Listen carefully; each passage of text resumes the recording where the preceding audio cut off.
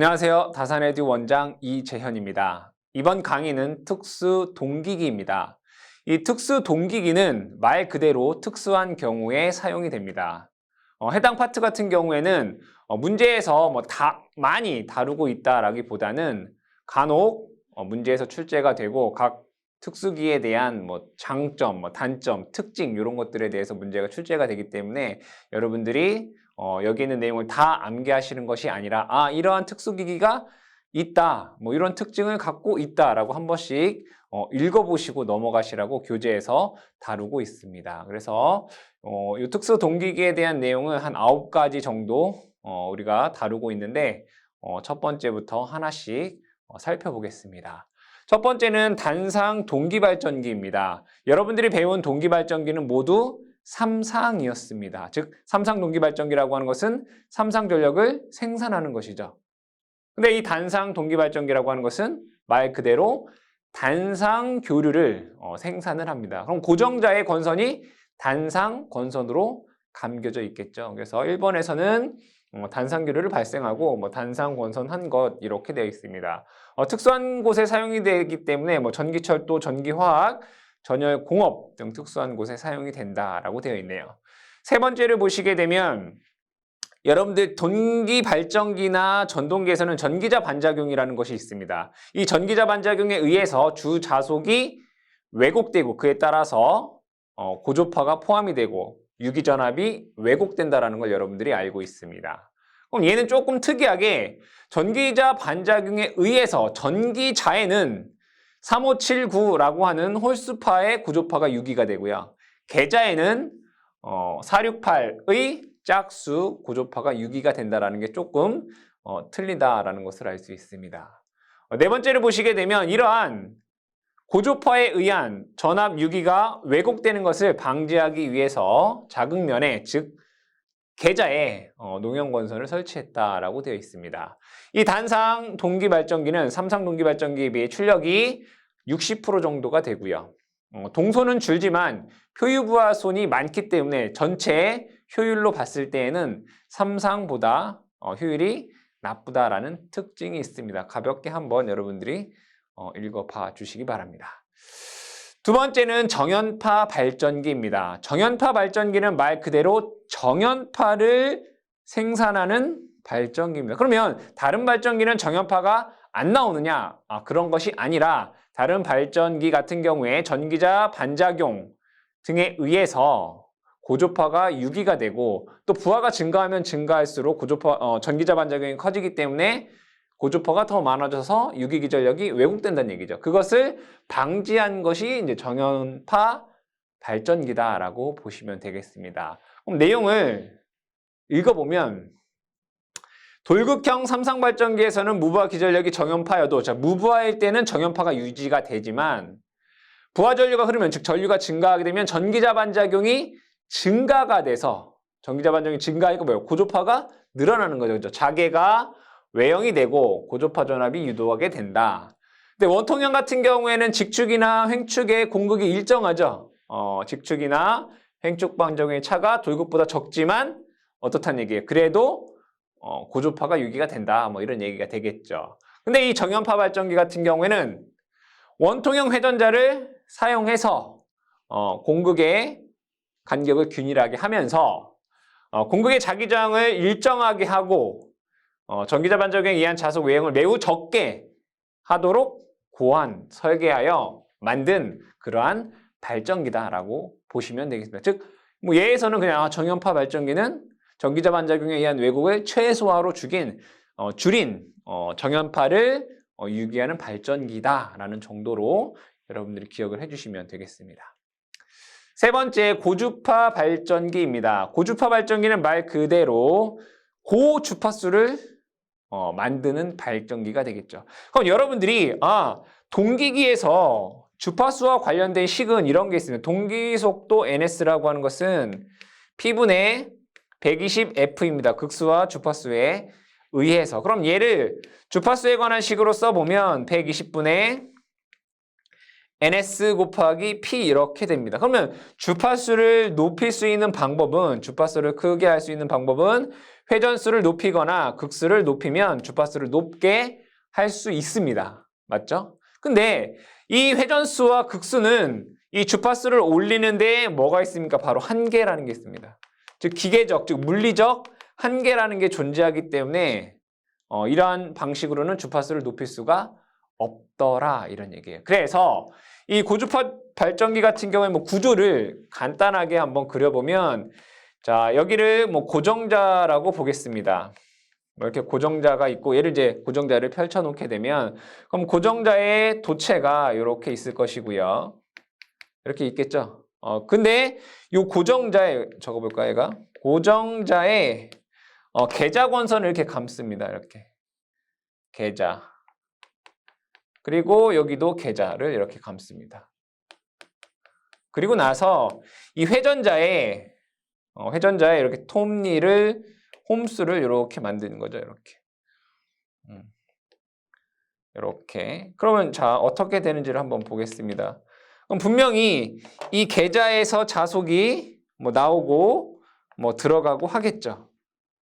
그럼 여기에서 N극, S극에 의한 자속이 있을 거고, 그럼 여기에는 이제 공극이 변화가 생기겠죠. 이 톱니바퀴에 의해서. 공극의 길이가 달라지니까 여기랑 여기랑. 그리고 얘를 이렇게 회전시키게 됩니다.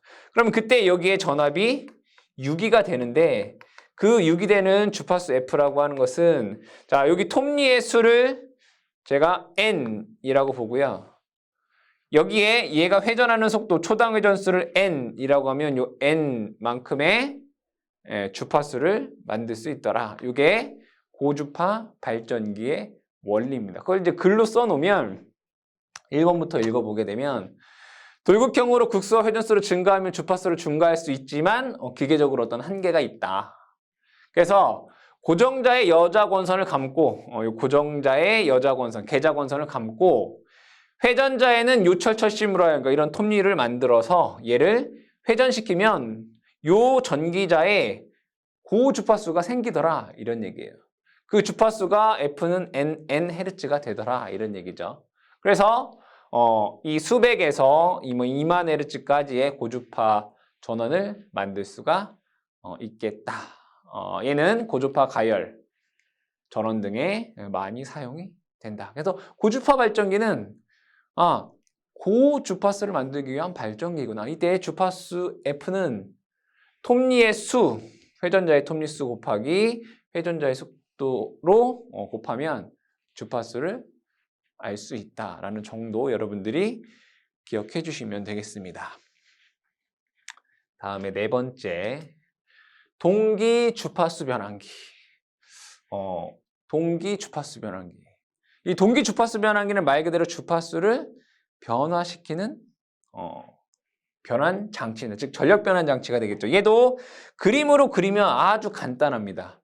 얘는 여기를 동기 전동기라고 보고요.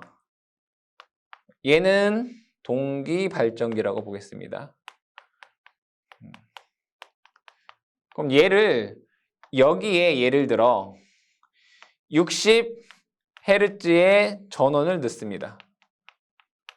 그럼 얘는 회전을 하겠죠, 그죠? 얘를 회전을 이렇게 합니다.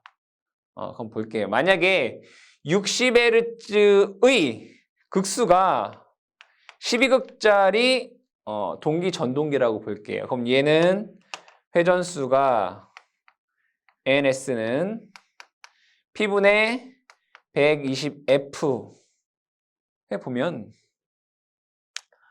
P는 12, 120 곱하기 60 하니까 얘가 600rpm으로 회전을 합니다. 맞나요? 600rpm 동기 속도로 회전을 한다 이거예요. 근데 얘는, 이 동기 발전기는 600rpm으로 회전하겠죠. 근데 얘를 극수를 10극짜리로 해볼게요. 10극. 극수를 10극으로 하면 얘는 주파수가 어떻게 되는지 볼게요. NS는 600은 P가 10, 120F 이렇게 되겠죠, 그죠? 그럼 여기에서 보시게 되면 얘가 600rpm이 되기 위해서는 여기는 50Hz가 돼야 돼요. 50Hz. 그럼 결국에는 뭐냐면 60Hz의 전원에 12극 동기 전동기를 연결하면 얘는 600rpm으로 회전할 것이고 이 600rpm의 회전을 동기 발전기에 넣으면 여기에 발생되는 출력되는 주파수는 50Hz가 된다 이거예요. 그래서 60Hz의 계통에 50Hz 계통을 연결할 때 사용하는 것이 동기 주파수 변환기다 이런 얘기예요. 한번 읽어보겠습니다.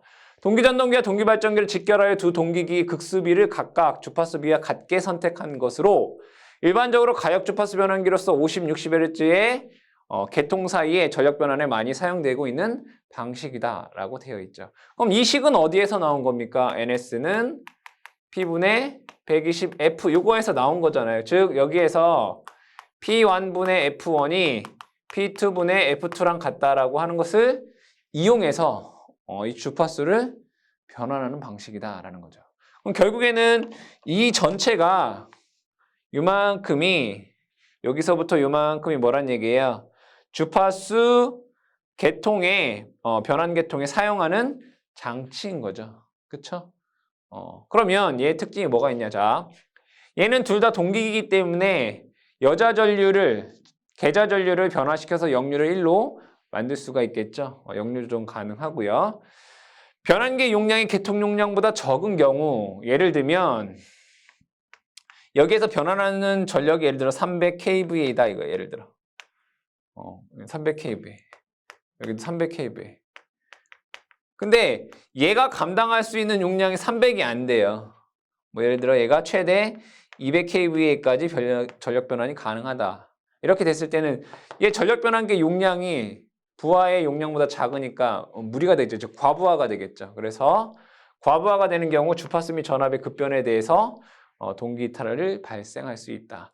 그래서 여기 동기 주파수 변환기 같은 경우에는 여러분들이 아셔야 되는 게 이 내용과 50에서 60Hz, 60에서 50Hz의 주파수 계통이 다른 곳에서 변환 장치로 사용이 된다라는 정도 기억을 하시면 되겠습니다.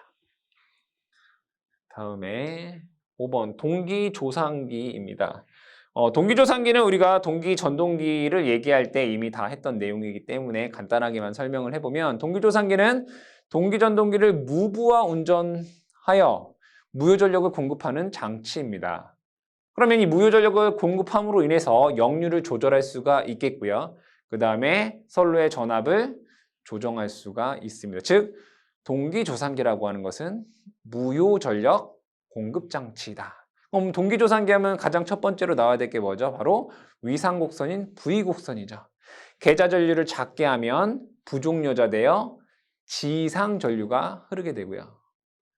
여자전류를 많이 하게 되면 과여자되어 진상전류가 흐른다라는 것이 되겠죠. 동기조상기 보면 디진 역류 부하에 대해서는 역류를 개선하게 되고요.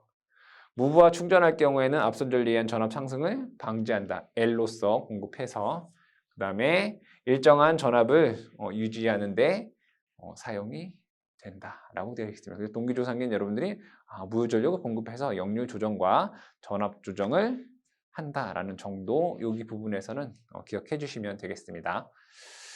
다음 6번 보겠습니다.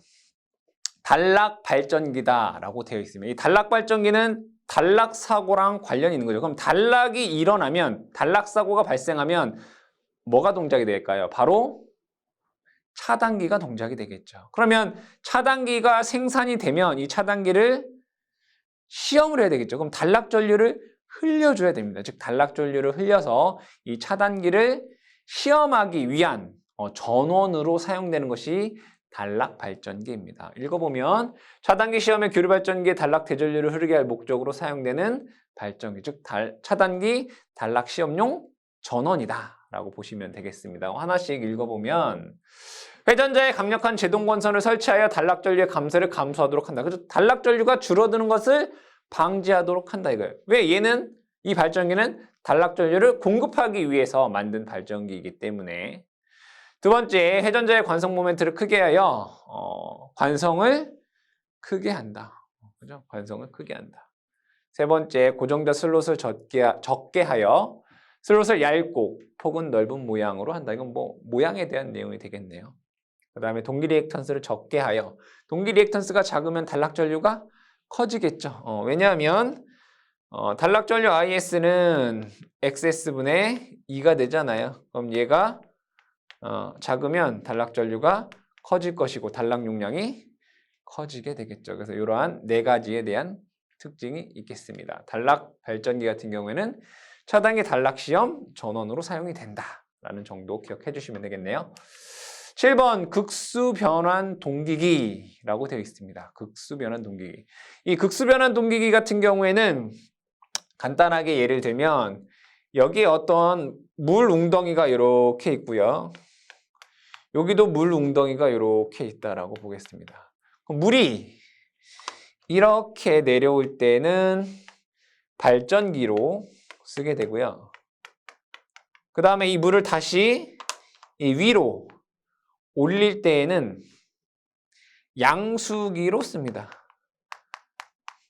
이거 어디에서 쓰는 건가요? 양수발전에서 쓰는 거죠.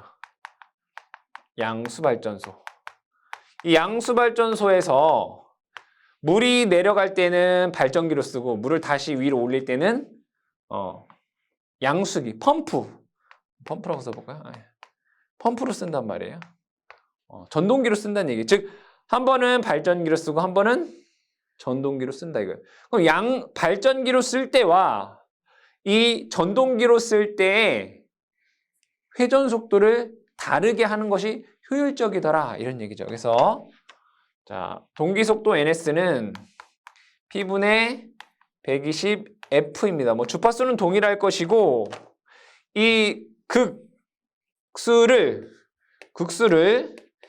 변화시킬 수 있는 그런 발전기를 써서 한 번은 발전기로, 한 번은 전동기로 사용하는 양용으로 사용할 수 있는 그러한 동기기를 극수변환 동기기다라고 얘기를 합니다. 즉 발전할 때의 속도와 양수할 때의 속도를 다르게 하는 것이 효율적이기 때문에 그렇다라는 것입니다.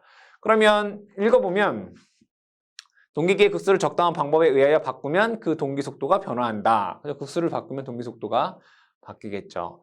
양수발전소에서 펌프 수차에 직결되어 있는 동기기를 그러니까 발전 전동기입니다. 발전기로도 쓸 수 있고 전동기로도 쓸 수 있고 펌프에 의한 양수 시 전동기로 또는 수차에 의한 발전 시는 발전기로 운전하는 경우에 효율의 관계에서 효율을 생각했을 때 두 가지의 속도로 하는 것이 좋을 경우가 있다. 이러한 경우에 사용되는 것이 극수변환 동기기다라고 기억해 주시면 되겠습니다. 여러분들이 그냥 극수변환 동기기는 효율상 두 가지의 속도가 필요할 때 극수를 변환할 수 있는 그런 동기기구나 라고 기억을 해주시면 되겠습니다. 8번 리니어 동기 전동기입니다. 리니어는 선형이란 뜻이죠. 일반적으로 발전기는 전동기나 발전기는 회전 운동을 합니다. 근데 리니어 전동기 같은 경우에는 직선 운동을 한다라고 보면 되겠습니다. 그럼 얘는 자, 고정자가 이렇게 있다라고 봤을 때 이 고정자를 이렇게 직선으로 펼쳐 놓은 것입니다. 그리고 여기에 권선을 이렇게 감아 놓은 거죠. 그럼 여기에 삼상 전류를 공급하게 되면 얘가 동그랗게 되어 있을 때는 회전자계가 발생을 하겠죠. 동그랗게 했을 때는 회전자계가 발생하는데 여기에 삼상 전류를 가하게 되면 이제는 직선 자계가 발생합니다. 이러한 자계가 발생을 하게 됩니다. 이때 마찬가지로 계자도 펼쳐 놓습니다. 이런 식으로 펼쳐 놓고 여기에도 계자에 의한 N극, S극이 있겠죠. 계자 권선에 의해서. 그러면 이 회전자계와 계자에 의한 자계에 의해서 얘가 직선 운동을 하는 이러한 전동기를 리니어 동기 전동기다라고 얘기를 합니다. 읽어보면 직접 직선 운동을 하는 전동기를 리니어 모터라고 한다. 동기 전동기의 원형 전기자를 펼쳐서 평판으로 설치하고 삼상권선을 설치하여 교류 전압을 공급한다. 얘를 펼쳐놓고 삼상전압을 가한다. 이런 얘기죠. 그러면 이 전기자 권선 전류에 의해 전기자가 의해서 요 공극에 선형 이동 자기장이 발생해요. 직선으로 이동하는 자기장이 발생을 한다. 그리고 상부에 영구자석과 과동건선에 의한 자속이 요 자기장과 상호작용에 의해서 가동자는 자기장 진행의 직선 방향으로 추진하는 힘이 발생한다. 이게 리니어 동기 전동기가 되겠다. 즉 직접 직선 운동을 하는 전동기를 리니어 동기 전동기다 라고 얘기를 합니다. 자, 그 다음에 마지막에 소형 교류 전동기에 대해 보겠습니다. 소형 교류 전동기는 말 그대로 작은 교류 전동기입니다. 동기 전동기에는 회전자의 구조에 따라 릴럭턴스형, 영구자석형, 히스테리시스형이 있다 이렇게 되어 있어요. 이것은 동기 속도로 정속도 운전되는 것이 특징이고 용도는 뭐 시계, 그러니까 여기 소형 교류 전동기니까 다 작은 부하에 사용이 된다는 얘기죠. 뭐 시계, 계측기, 자기 디스크, 레코드, 뭐 레이저, 뭐 영사기, 뭐 이런 작은 장치에 사용이 된다 이런 얘기입니다. 그러면 여기에 분명히 고정자가 이렇게 있을 것이고요. 얘가 고정자. 그리고 이 고정자에서는 분명히 회전하는 자기장이 발생하죠. 회전자계. 회전자계가 발생을 할 것입니다. 이때 여기에 들어가는 다른 색으로 해볼까요? 여기에 들어가는 요 회전자의 모양에 따라서 우리는 분류할 수 있다. 하나는 릴럭턴스형, 하나는 영구자석형, 하나는 히스테리시스형이 있다. 그럼 얘네들에 대한 간단한 내용을 보겠습니다. 자, 릴럭턴스 동기 전동기를 보죠. 고정자는 단상 동기 전동기와 같고, 그러니까 여기는 삼상이 아니라 단상 공급한다는 얘기가 되겠네요. 회전자는 농형 회전자의 요철형으로 홈을 판 돌극형이다. 돌극형이라는 얘기. 그러니까 어떻게 생겼냐면 얘가 뭐 이렇게 생겼다는 얘기예요. 이렇게. 그러니까 얘가 이제 이런 돌극형이라는 얘기예요. 돌극형. 이렇게 뭐 N극, SS 뭐 이런 식으로. 이 회전자가 이런 모양이라는 얘기죠. 그리고 회전자의 요철을 판 뭐 돌극형 구조이다. 돌극의 수는 고정자 전류에 의한 회전자기장의 극수와 같도록 하며 뭐 그 재질은 뭐 투자율이 높고 연질 자성 재료로 사용한다. 근데 여기에 뭐가 되냐면 농형 회전자의 요철형이라고 되어 있으니까 여기 농형 권선이 있다 뭐 이런 얘기가 되겠네요. 자, 기동 시에는 농형 유도 전동기로 기동하고, 그러니까 여기 이제 농형 뭐 권선이 이렇게 있나 봐요. 이 권선에 농형 유도 전동기처럼 맨 처음에 회전을 하고요. 그렇죠? 얘가 동기 속도 근처가 되면 고정자가 만든 회전 자기장에 의해 자화되기 시작한다. 그때 자화되기 시작하는데 얘네들이 요 부분이 자화되기가 쉬운 거예요. 이렇게. N극, N극, S극, S극. 그러니까 이 회전자계에 의해서 얘네들이 자화가 된다는 얘기예요. 끝부분이. 그러면 이 끝부분이 이제 자화가 되면 이제 삼상 동기 전동기에서 얘가 동기 속도로 회전을 하고 있고 그 안에 자석이 되어 있다. 그럼 얘는 동기 전동기랑 같은 거죠. 그죠? 동기 속도 근처에서 회전자 고정자가 만든 회전 자기장에 의해 자화가 되고 이 돌극부의 자기장이 작은 부분에 자화가 돼서 뭐가 됐다는 얘기죠? 자석이 됐다는 얘기죠. 자화가 됐다는 얘기는 자석이 됐다는 얘기죠. 그 자석이 돼서 서로 즉 회전자계와 자화된 N극, S극의 서로 상호작용에 의해서 회전하는 게 릴럭턴스 동기 전동기이다. 이 릴럭턴스 토크라는 게 있죠. 이거는 돌극형에 있는 겁니다. 돌극형. 릴럭턴스 토크. 자, 그 다음에 두 번째, 영구좌석 동기 전동기. 이것도 한번 읽어보겠습니다.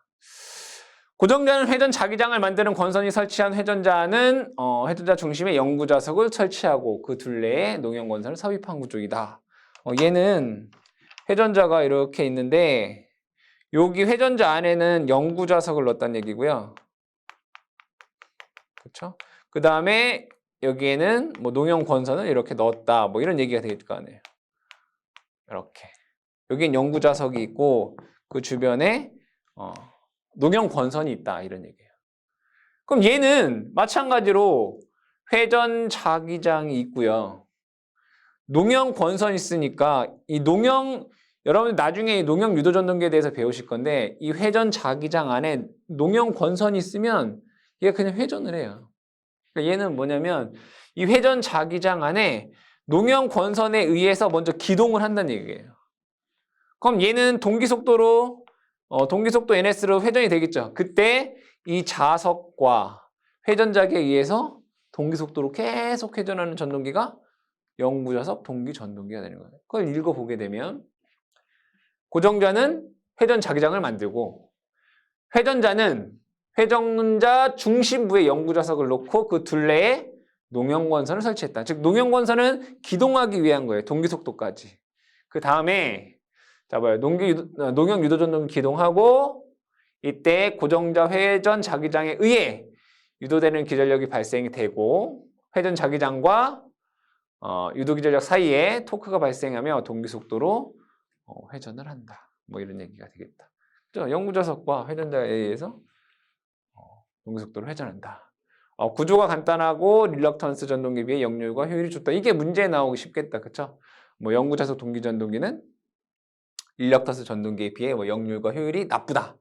뭐 이렇게 나올 수 있잖아요. 그래서 역률과 효율이 좋다. 이렇게 기억을 해주시면 되겠습니다. 세 번째 히스테리시스 전동기입니다. 히스테리시스 전동기를 보시게 되면 회전자는 히스테리시스 손실이 큰 자성 재료로 만들어지며 원통형이다. 그러니까 이 회전자를 뭘로 만든다는 얘기예요? 히스테리시스 손실이 큰 재질로 만든다 이런 얘기예요. 그러면 이 히스테리시스가 큰 회전자에는 와전류가 흘러요. 그럼 와전류에 의한 토크가 발생하겠죠. 와전류에 의한 자기장이 발생할 거고 그 와전류에 의한 자기장과 회전 자기장과 서로 상호 응력에 의해서 회전하는 토크가 만들어질 거란 말이에요. 그래서 보면 고정자 회전 자기장과 와전류에 의한 기동 토크가 발생하고 동기속도로 회전을 한다. 그래서 토크는 슬립에 관계없이 뭐 일정하다. 뭐 이런 내용도 문제에 나올 수 있겠죠. 토크는 슬립에 비례한다. 뭐 이런 식으로. 토크는 슬립에 관계없다. 이렇게 보시면 되겠고요.